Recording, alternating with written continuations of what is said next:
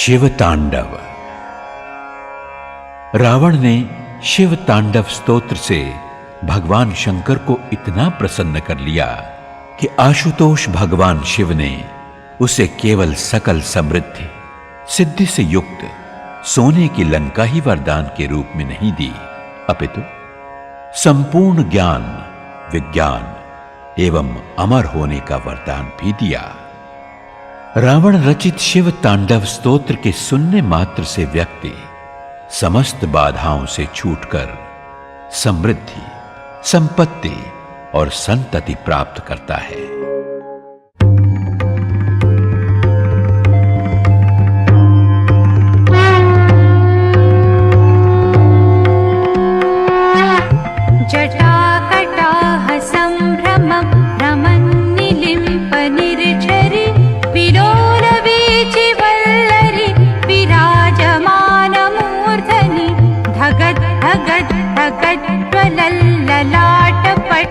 पावके किशोर चंद्रशेखरे प्रतिक्षणं मम जटाटवी गलज्ज्वल प्रवाह पावितस्थले गले वलम्बिता भुजङ्गतुङ्गमालिका डमट्टमट्टमट्टमट् निनादवड्डमर्वयम् चकार चण्ड ताण्डवं तनोतु न शिव शिवम्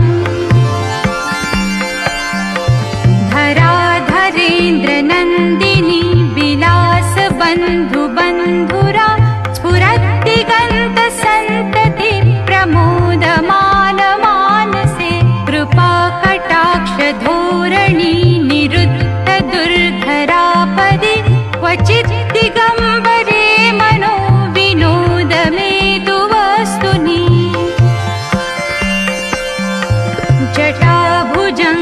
पिङ्गलस्फुरत् अणामणिप्रभा कदम्ब कुङ्कुम द्रव प्रलिप्त दिग्वधूमुखे मदान्ध सिन्धुरस्फुरत् त्वगुत्तरीयमेदुरे मनोविनोदमद्भुतं बिभर्तु भूतभर्तरी ललाट चत्वरज्वलत् धनञ्जयस्फुलिङ्गभा निपीत पञ्चसायकं नमन्निलिम्पनायकं सुधामयूखलेखया विराजमानशेखरं महाकपालि सम्पदे शिरोजटालमस्तु नः सहस्रलोचन प्रभृत्य शेषलेखशेखर प्रसून धूलिधोरणि विधूसराङ्घ्रिपीठभु भुजङ्गराजमालया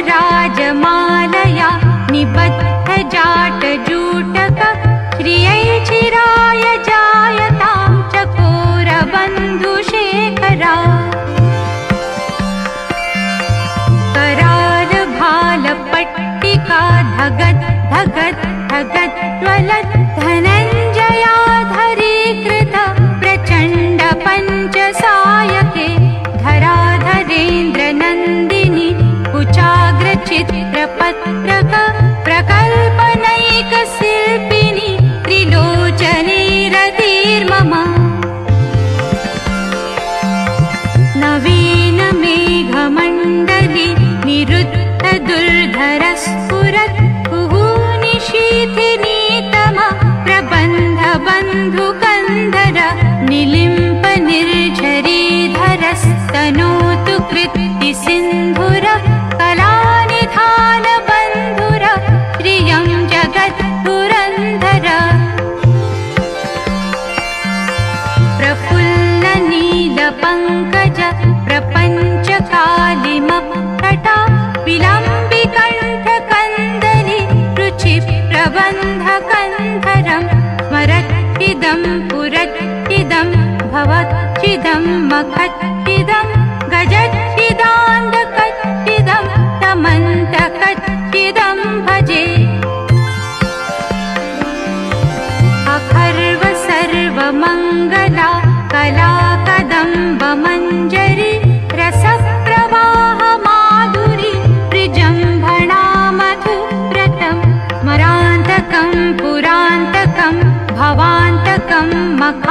कान्तकं गजान्तकान्तकान्तकं तमन्तकान्तकं भजे। जयत्वदभ्रबिभ्रम भ्रमद्भुजङ्गमस्फुरत् धगत् धगत् विनिर्गमत् करालभालहव्यवाट् धिमिद् धिमिद् धिमिद् ध्वनन् मृदङ्गतुङ्गमङ्गल ध्वनिक्रमप्रवर्तित प्रचण्डताण्डव शिव। दृशद्विचित्रतल्पयोर्भुजङ्गमौक्तिक रजोर्गरिष्ठरत्नलोष्टयोस्सुहृत् द्विपक्षपक्षयो ऋणारविन्दचक्षुषो प्रजामही महेन्द्रयो समं प्रवर्तयन्मनः कदा सदा शिवं भजे। कदा निलिम्पनिर्झरि निकुञ्जकोटरे वसन् विमुक्तदुर्मति सदा शिरस्थमञ्जलिं वहन् विमुक्तलोललोचना ललामभाललग्नक शिवेति मन्त्रमुच्चरन् कदा सुखी भवाम्यहम्। निलिम्पनाथनागरी कदम्बमौलिमल्लिका निगुम्फनिर्झरन् मधुष्णिका मनोहर तनोतु नो मनोमुदं विनोदिनी महर्निशं परश्रिय परं पदन्तदङ्गजाद्विषाचय। प्रचण्डवाडवानलप्रभाशुभप्रचारिणि महाष्टसिद्धिकामिनी जनावहूतजल्पना विमुक्तवामलोचना विवाहकालिकध्वनि शिवेति मन्त्रभूषणो जगज्जयाय जायताम्। इमं हि नित्यमेव मुक्तमुत्तमोत्तमं स्तवं पठन् स्मरन् ब्रुवन्नरो विशुद्धिमेति सन्ततं।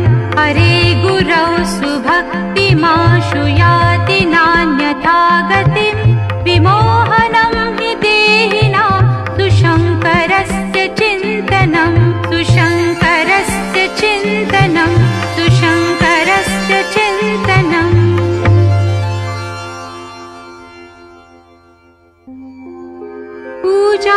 पूजावसानसमये दशवक्त्रगीतं यः शम्भुपूजनमिदं पठति प्रदोषे तस्य स्थिरां रथगजेन्द्र तुरङ्गयुक्ता लक्ष्मीं सदैव सुमुखीं प्रददाति शम्भुः।